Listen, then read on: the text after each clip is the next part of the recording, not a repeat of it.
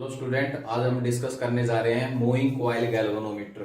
इसको शॉर्टकट में एमसीजी के नाम से बोला जाता है। ठीक है, सबसे पहले फर्स्ट ऑफ ऑल अगर हम बात करें कि गैल्वेनोमीटर किस यूज में लेके चलते हैं हम, तो गैल्वेनोमीटर का जो यूज होता है वो सर्किट के अंदर करंट का मेजरमेंट के लिए, ये हम ये कह सकते हैं। बाकी ये स्मॉल करंट मेजरमेंट के लिए ही है। ठीक है, आपके पास कोई भी सर्किट है, उसके अंदर से हमें करंट का देखना है कि सर्किट के अंदर से करंट भी फ्लो कर रहा है कि नहीं कर रहा है, तो उसके लिए गैल्वेनोमीटर, मतलब कहने का अर्थ ये है कि एक स्मॉल करंट के लिए हम गैल्वेनोमीटर का यूज करते हैं। इसके बाद हम एमीटर होगा। एमीटर जो होता है वो लार्ज करंट के लिए होता है, उसकी भी अलग अलग रेंज होती है। ठीक है, तो गैल्वेनोमीटर से ही एमीटर बनाया जाता है। वो अभी हम इसी के लास्ट वीडियो के एंड में बताएंगे आपको एमीटर कैसे बनाया जाता है। तो सबसे पहले हम बात करते हैं गैल्वेनोमीटर के बारे में। तो गैल्वेनोमीटर क्या है, इसका प्रिंसिपल। तो गैल्वेनोमीटर मैंने अभी बताया, एक स्मॉल करंट को मेजरमेंट करने के लिए। आपके पास कोई छोटा सेल है, 1-2 वोल्ट का सेल है, तो उसके अक्रॉस करंट को मेजरमेंट करना है, तो उसके लिए हम गैल्वेनोमीटर का यूज करेंगे। ठीक है, मतलब एक स्मॉल करंट के लिए। किस प्रिंसिपल पे ये वर्क करता है, इससे लास्ट टॉपिक हमने लास्ट वीडियो के अंदर बताया था कि जब एक रेक्टेंगुलर कॉइल को मैग्नेटिक फील्ड में प्लेस करते हैं देन इट एक्सपीरियंस टॉर्क। तो उसी प्रिंसिपल पे ये बेस है। ठीक है, तो देखिए ये हमारे पास एक रेक्टेंगुलर कॉइल है PQRS1। ये हमारे पास एक रेक्टेंगुलर कॉइल है। L यहां पर सॉफ्ट आयरन कोर है, जैसे इस टाइप का। ठीक है, नॉन मैग्नेटिक मटेरियल है। इसके ऊपर हम कॉपर वायर को ऐसे लपेट के और रेक्टेंगुलर कॉइल बना दी जाती है। ये कॉइल होगी PQRS। ठीक है, ये हमारे पास इसको प्लेस कर दिया हमने मैग्नेटिक फील्ड में, क्योंकि हमारा प्रिंसिपल क्या है कि जब भी when A current carrying coil place in magnetic field it experience torque. तो ये हमने मैग्नेटिक फील्ड के अंदर प्लेस कर दिया इसको। ठीक है, अब ये कैसी शेप है इसकी, इसके ऐसे कनकेव टाइप शेप है। ये हमारे पास जो मैग्नेटिक हमने ले रखी है, नॉर्थ और साउथ पोल जो ले रखे हैं, इनकी जो शेप है वो जस्ट एक कनकेव की तरह। ठीक है, तो ये आपके पास मान लो ऐसी शेप बन जाती है यहां पर मैग्नेटिक फील्ड की, और इसके बीच में कॉइल है वो आपकी ऐसे रोटेट करती है। ठीक है, तो ये रेक्टेंगुलर कॉइल होगी। इसी के ऊपर इसको हमने यहां पर, ये एंड मिरर है आपके पास। ठीक है, मिरर के अंदर से हम कॉइल का डिफ्लेक्शन देख सकते हैं। ये जो हमारे पास यहां से जो कनेक्शन कर रखा है हमने, ये है हमारी फॉस्फोरस ब्रोंजोन स्ट्रिप। ठीक है, ये वाली जो है हमारे पास, इसको हम ये जो है इसको बोलेंगे यहां पर फॉस्फोरस ब्रोंजोन स्ट्रिप। ठीक है, और ये नीचे हमारे पास हेयर स्प्रिंग है जो फ्लेक्सिबल है पूरी तरह से। ठीक है, अच्छा अब इसकी वर्किंग को सुनिए ध्यान से। तो सबसे पहले फर्स्ट ऑफ ऑल ये हमारे पास इसका हेड हो गया, और ये इधर इसके टर्मिनल T1 और T2, ये 2 टर्मिनल है। ठीक है, अब हमारे पास सिंपली कोई भी एक वायर है। ठीक है, इस वायर के अंदर से हमें चेक करना है करंट जा रहा है कि नहीं जा रहा है। तो इस वायर के 2 टर्मिनल जो होंगे, उन दोनों टर्मिनल्स को यहां पर टर्मिनल T1 और T2 के साथ कनेक्ट करेंगे। ठीक है, अगर आपके पास गैल्वेनोमीटर डिफ्लेक्शन शो करता है तो इसका मतलब करंट है, और अगर नहीं शो कर रहा है तो नहीं है।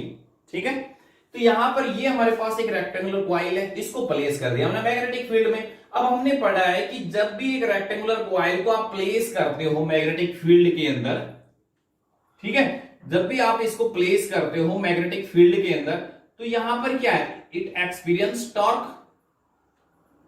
It experience torque. तो ये आपने प्लेस कर दिया, तो कितना टॉर्क लगेगा हमने पीछे पढ़ा है। रेक्टेंगुलर कॉइल को जब हमने प्लेस किया था तो टॉर्क की वैल्यू क्या आई थी, NIAB sin alpha. Last video के अंदर हमने बताया था। ठीक है, एंड हमारे पास क्या है, नंबर ऑफ टर्न्स है, I करंट, A एरिया हो गया, B मैग्नेटिक फील्ड, और अल्फा हमारे पास कॉइल जो उसके साथ फील्ड के साथ एंगल बनाने लग रही है वो। ठीक है, चलिए तो आपके पास ये हमारे पास L सॉफ्ट आयरन कोर था, और इसी के ऊपर मैंने बताया आपको इंसुलेटेड कॉपर वायर को रैप करते हैं लपेट के, एन नंबर ऑफ टर्न्स यहां पर बना लेते हैं हम। ठीक है, और इसी के साथ आपके पास एक नीडल ऐसे अटैच होती है। अब जैसे ही कॉइल के अंदर करंट पास होगा, इसके अक्रॉस मैग्नेटिक फील्ड में प्लेस कर रखी है, तो टॉर्क लगेगा। टॉर्क लगेगा तो कॉइल आपकी ऐसे टर्न करेगी। ठीक है, जैसे टर्न करेगी तो यहां से इसकी जो नीडल इसके साथ अटैच होती है वो ऐसे डिफ्लेक्शन शो करती है। ठीक है, तो सर्किट के अंदर जब भी करंट आएगा उसकी जो नीडल होती है वो आपकी डिफ्लेक्शन शो करेगी। क्लियर हुई बात। तो यहां पर जो टॉर्क लगेगा इस कॉइल के अंदर, ठीक है, वो क्या होगा, NIAB sin अल्फा। अब जो फील्ड हमारे पास यहां पर होता है इसके अक्रॉस, वो होता है रेडियल फील्ड। ठीक है, लास्ट वीडियो मैंने बताया था रेडियल फील्ड कौन सा फील्ड होता है, जब कॉइल आपकी मैक्सिमम टॉर्क एग्जिस्ट करे। मतलब ये कह सकते हैं आपके पास कॉइल है, वो फील्ड के साथ एंगल अल्फा की जो वैल्यू है वो कितनी हो, 90 डिग्री। ठीक है, तो उस फील्ड को हम क्या कहेंगे, रेडियल फील्ड, क्योंकि उस टाइम हमारे पास जो टॉर्क लगेगा वो हमारा मैक्सिमम टॉर्क होगा, NIAB। ठीक है, इतनी बात समझ में आई। अब ये जो मैंने बताया था ये हमारी रेक्टेंगुलर क्वाइल है, और ये क्वाइल आपकी यहां पर अटैच है फोस्फोरस ब्रोंजोन स्ट्रिप के साथ, जस्ट एक रस्सी की तरह होती है। ठीक है, अब ये हमारे पास कोई भी एक रेक्टेंगुलर क्वाइल होगी। ठीक है, जस्ट ये ले लीजिए, ये रेक्टेंगुलर क्वाइल थी। ठीक है, इसको यहां पर मैं किसी रस्सी से बांध के ऐसे लटका देता हूं। ठीक है, अब जैसे ये क्वाइल थी, इस क्वाइल के अंदर से करंट जाएगा तो आपकी क्वाइल ऐसे डिफ्लेक्ट होगी, क्वाइल आपकी ऐसे डिफ्लेक्ट होगी, और जैसे डिफ्लेक्ट होगी तो यहां पर जो मैंने बताया आपको फोस्फोरस ब्रोंजोन स्ट्रिप, मतलब जस्ट एक रस्सी बताई जो मैंने, कि जैसे हमारे पास ये क्वाइल थी, इसको मैंने रस्सी से अटैच कर रखा था, और जैसे ये ट्विस्ट करेगी आपके पास, तो यहां से जो अटैच इसके साथ अटैच है स्प्रिंग, जो मैंने बताया आपको एक फोस्फोरस ब्रोंजोन स्ट्रिप बताई, ये भी आपकी ट्विस्ट कर जाएगी। ठीक है, समझ में आई बात नहीं, ये ट्विस्ट कर जाएगी। ठीक है, तो ये जो ट्विस्ट करेगी तो इसके अंदर भी टॉर्क स्टोर हो गया, तो वो जो टॉर्क होगा वो क्या होगा हमारे पास, रेस्टोरिंग टॉर्क, और वो आपका किसके ऊपर डिपेंड करेगा, angle theta. Theta is the deflection, coil कितनी डिफ्लेक्ट हो रही है वो है ये आपके पास एंगल थीटा। ठीक है, हमारे ये के हमारे पास कांस्टेंट हो गया, ट्विस्ट पर एंगल कितना ट्विस्ट कर रही है क्वाइल, वो हमारे पास होगा, तो इसको हम बोलेंगे रेस्टोरिंग टॉर्क। ठीक है, ये हमारे पास रेस्टोरिंग टॉर्क होगा। दोनों को कंपेयर कीजिए, क्या मिला हमें result, NIAB is equal to K theta. ठीक है, क्योंकि क्वाइल आपकी टर्न करी ऐसे, तो इसके अंदर रेस्टोरिंग टॉर्क सेटअप हो गया, वो टॉर्क इसके इक्वल हो जाएगा। तो यहां से हमारे पास current I is equal to क्या आया, K अपॉन में NAB इंटू में थीटा। ठीक है, मतलब यहां से हम ये कह सकते हैं जो करंट है वो आपका डायरेक्टली प्रोपोर्शनल होगा डिफ्लेक्शन थीटा के। इस प्रोपोर्शनलिटी की जगह हम कांस्टेंट लेके चलते हैं G is known as the galvanometer constant. G क्या हो गया हमारे पास, गैल्वेनोमीटर कांस्टेंट। मतलब जितना करंट जाएगा सर्किट के अंदर उतनी ही डिफ्लेक्शन प्रोड्यूस होगी। मैंने बताया था कि इसके साथ एक नीडल ऐसे अटैच होती है। ठीक है, अब करंट मान लो है हाई, आपके पास दो वायर जा रही है, इसमें करंट लार्ज आ रहा है, तो उसके अंदर करंट ज्यादा होगा तो डिफ्लेक्शन ज्यादा हो जाएगी। ठीक है, यहां से हमें रिजल्ट ये तो मिल रहा है कि करंट आपका डायरेक्टली प्रोपोर्शनल है एंगल थीटा के, जितना करंट ज्यादा उतना ही डिफ्लेक्शन ज्यादा हो जाएगा। ठीक है, आई बात समझ में, क्लियर हुआ। अब इसी के अंदर दो तीन बातें और करते हैं। ये जो गैल्वेनोमीटर है हम इसको बोलते हैं dead beat galvanometer. Dead beat का मतलब क्या हुआ कि जैसे करंट आया सर्किट के अंदर तो डिफ्लेक्शन हो गई नीडल के अंदर। ठीक है, और अगर करंट बिल्कुल जीरो हट गया, यहां से टर्मिनल से कनेक्शन हटा दिया, हमारे पास सर्किट में कोई करंट नहीं है, तो जो नीडल है वो वापस रिलैक्स पोजीशन में मीन पोजीशन पे आ जाएगी, जीरो पोजीशन पे आएगी। ठीक है, जैसे करंट आया फिर डिफ्लेक्शन हो गई। समझ में आई बात। इसी वजह से इसको हम क्या बोलते हैं, डेड बीट गैल्वेनोमीटर। क्लियर हुआ। उसके बाद रेडियल फील्ड के बारे में मैंने बताया। रेडियल फील्ड कौन सा होगा, जब आपकी क्वाइल एंगल जो अल्फा की वैल्यू है वो 90 होगी। ठीक है, आई बात समझ में। इधर ये हमारे पास नीचे हमने एक स्प्रिंग अटैच कर रखी है, ये बिल्कुल फ्लेक्सिबल होनी चाहिए। ठीक है, ये जो स्प्रिंग हम लेके चलते हैं इसी की भी कुछ एक प्रॉपर्टी है कि ये हमारे पास बिल्कुल फ्लेक्सिबल होनी चाहिए, हाईली कंडक्टिंग होनी चाहिए, क्योंकि ऐसा नहीं हो कि क्वाइल हमारी बार बार, क्योंकि यहां पर तो जैसे करंट पास होगा आपके पास नीडल डिफ्लेक्शन शो करेगी। ठीक है, और डिफ्लेक्शन शो करेगी तो बार बार ये ट्विस्ट करेगी, अगर ट्विस्ट करेगी तो अगर हमने हल्की मटेरियल के ले ली तो ये यहां से ब्रेक हो जाएगी। ठीक है, तो इसकी हाई टेंसाइल स्ट्रेंथ होनी चाहिए। तो ये हमारे पास स्प्रिंग थी और इसका ये कनेक्शन हमारे पास दूसरे टर्मिनल के साथ कनेक्टेड है। आगे बात समझ में, क्लियर हुआ। तो ये था हमारे पास गैल्वेनोमीटर। अब इसी के अंदर दो तीन टर्म और पूछी जाती है छोटी छोटी। हमारे पास एक आता है करंट सेंसिटिविटी। करंट सेंसिटिविटी क्या होती है, IS से रिप्रेजेंट कर दिया हमने। डिफ्लेक्शन कितना प्रोड्यूस पर यूनिट करंट, उसको बोलेंगे हम करंट सेंसिटिविटी। ठीक है, किसके ऊपर डिपेंड करती है? यहां से देखिए आई अपॉन में थीटा की जो वैल्यू है वो हमारे पास किसके इक्वल हो जाएगी, या थीटा अपॉन आई सॉरी किसके इक्वल हो जाएगी, एन ए बी अपॉन में के। यहां से किसी की वैल्यू निकाल लीजिए आप और इसके अंदर पुट कर दीजिए। ठीक है, तो थीटा अपॉन आई की वैल्यू यहां से किसके इक्वल होगी, एन ए बी अपॉन में के। मतलब आपकी करंट सेंसिटिविटी किस किसके ऊपर डिपेंड कर रही है, number of turns, area, field and twist पर रेडियन। ठीक है, इसके ऊपर डिपेंड आई बात समझ में। अब जैसे क्वेश्चन आ गया कि करंट इंटेंसिटी को कैसे इंक्रीज किया जा सकता है, तो हमारे पास किस किस पे डिपेंड कर रही है, उसके अकॉर्डिंग हम देख के चलेंगे। नंबर ऑफ टर्न्स, अगर आप कॉइल के अंदर नंबर ऑफ टर्न्स को बढ़ा देंगे तो करंट सेंसिटिविटी बढ़ जाएगी। ठीक है, सिमिलरली हमारे पास आती है वोल्टेज सेंसिटिविटी। वोल्टेज सेंसिटिविटी इसको Vs से रिप्रेजेंट कर दिया हमने। ठीक है, वही डिफ्लेक्शन प्रोड्यूस पर वोल्ट, इसको वोल्टेज सेंसिटिविटी कह देंगे। ठीक है, ओम से ला से V इक्वल टू किसके इक्वल होता है, आई आर, और थीटा अपॉन आई अभी हमने किया है किसके इक्वल है, एन ए बी अपॉन में के इंटू में आर, या ये कह सकते हैं आई एस अपॉन में आर, करंट सेंसिटिविटी पर रेजिस्टेंस। ठीक है, अब कई बार क्वेश्चन आ जाता है कि अगर हम करंट सेंसिटिविटी को बढ़ाएंगे तो क्या वोल्टेज सेंसिटिविटी बढ़ जाएगी, साथ रेजिस्टेंस भी तो है हमारे पास, ऐसे कैसे बढ़ जाएगी। ठीक है, हाँ रेजिस्टेंस को आपने कांस्टेंट कर दिया तो उस केस में हम कह सकते हैं कि करंट सेंसिटिविटी बढ़ेगी तो वोल्टेज सेंसिटिविटी भी बढ़ जाएगी। आ गई बात समझ में, क्लियर हुआ। तो ये था हमारे पास इसी से रिलेटेड गैल्वेनोमीटर। अब गैल्वेनोमीटर से एमीटर कैसे बनाते हैं वो देखिए। गैल्वेनोमीटर एक स्मॉल करंट के लिए बताया मैंने अभी आपको कि स्मॉल करंट का मेजरमेंट करना है तो गैल्वेनोमीटर, और अगर लार्ज करंट का मेजरमेंट करना है तो फिर एमीटर।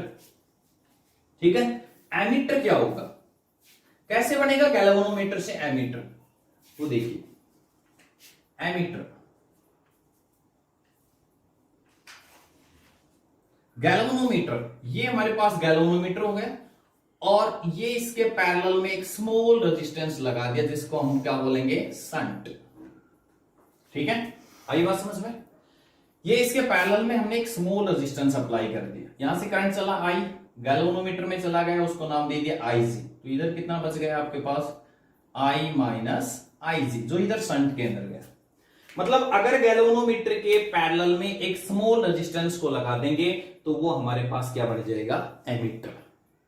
ठीक है, तो गैल्वेनोमीटर के पैरेलल में हमने शंट लगा दिया। शंट का काम क्या हो गया, अब गैल्वेनोमीटर को क्या बताया मैंने, एक स्मॉल करंट के मेजरमेंट के लिए। अब सर्किट में मान लो लार्ज करंट आ रहा है तो गैल्वेनोमीटर की तो कैपेसिटी नहीं है इतनी ज्यादा।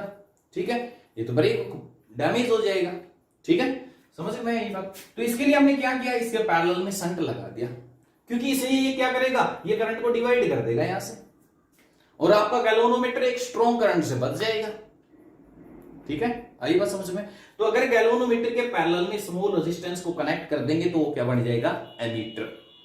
मतलब उसकी रेंज है वो रेजिस्टेंस के ऊपर डिपेंड करेगी। रेजिस्टेंस हम उसी हिसाब से रेजिस्टेंस को यहां पर लगा के चलते हैं कि हमें कितना करंट को मेजरमेंट करना है। मान लो 5 एम्पियर को करना है, 2 एम्पियर को करना है, मैक्सिमम 10 एम्पियर को करना है, या मैक्सिमम 100 एम्पियर को करना है, तो उसी हिसाब से उसी रेंज के एमीटर हम बना के चलते हैं। ठीक है, आई बात समझ में। तो गैल्वेनोमीटर के जब पैरेलल में शंट लगाएंगे तो वो हमारे पास क्या बन जाएगा, एमीटर। ठीक है, इसी के अंदर से आप गैल्वेनोमीटर करंट और इनकी वैल्यू आप फाइंड आउट कर सकते हो। तो ये देखिए, ये हमारे पास ये इसके साथ क्या है, पैरेलल में कनेक्टेड है, तो यहां पोटेंशियल कितना ड्रॉप हो जाएगा, आई जी इंटू में जी इज इक्वल टू, इधर पोटेंशियल कितना हो जाएगा, आई माइनस आई जी इंटू में एस। क्योंकि पैरेलल में पोटेंशियल क्या रहेगा, सेम रहेगा। ठीक है, यहां से आप किसी की भी वैल्यू फाइंड आउट कर सकते हैं। क्लियर हुआ। तो ये था हमारे पास एमीटर, कि गैल्वेनोमीटर से एमीटर कैसे बनाया। एक आइडियल एमीटर का जो रेजिस्टेंस होता है वो 0 होता है। ध्यान रखना, एमीटर को सर्किट के अंदर हम सीरीज में कनेक्ट करेंगे, सर्किट के अंदर सीरीज में जोड़ते हैं। ठीक है, सर्किट के अंदर, क्योंकि इसका जो रेजिस्टेंस होता है ना वो बहुत कम होता है। ठीक है, क्योंकि गैल्वेनोमीटर के पैरेलल में शंट लगाया हमने तो इसका जो इफेक्टिव रेजिस्टेंस होता है वो बहुत ज्यादा कम होता है, तो इसलिए सर्किट पे इफेक्ट कम डालता है। इसलिए हम इसको हमेशा सीरीज में जोड़ते हैं। ठीक है, आई बात समझ में। और दूसरा हमारे पास इसी से हम बनाते हैं एक वोल्ट मीटर। और वोल्ट मीटर का काम होता है पोटेंशियल डिफरेंस को मेजरमेंट करने का। ये हमारे पास गैल्वेनोमीटर हो गया, ये इसके साथ पैरेलल में लगा दिया हमने। वो तो हमें अभी लगाया था संट, उससे तो क्या बना था एमीटर, बट यहां पर हम क्या करेंगे, इसके साथ सीरीज में लगाएंगे एक हाई रेजिस्टेंस को। ठीक है, जब गैल्वेनोमीटर के साथ सीरीज में एक हाई रेजिस्टेंस को लगा देंगे तो वो हमारे पास बन जाएगा वोल्ट मीटर। ठीक है, वोल्ट मीटर का काम होता है बेटा पोटेंशियल डिफरेंस को मेजरमेंट करने का। ठीक है, हालांकि पोटेंशियोमीटर से भी हम कर सकते हैं मेजरमेंट, लेकिन वोल्ट मीटर के अंदर आपके पास जो पोटेंशियोमीटर होता है उससे एग्जैक्ट मेजरमेंट होता है।